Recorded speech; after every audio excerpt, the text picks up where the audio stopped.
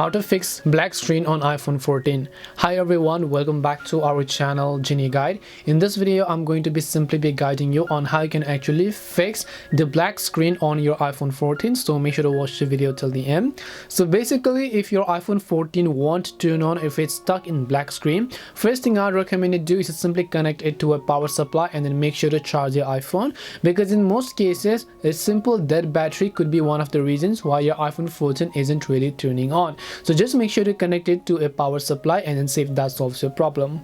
If it doesn't, the next thing you can do is simply try to force restart it. And to try to force restart it, we're not only going to press the power button, but we're going to combine this with the volume down buttons, which we get on the left hand side of the screen.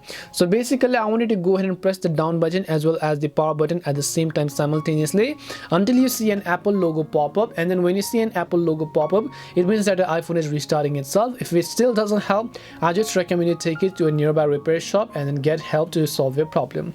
Hopefully one of these may have helped solve the issue. If it did help solve the issue, then make sure to leave a like and subscribe to the channel.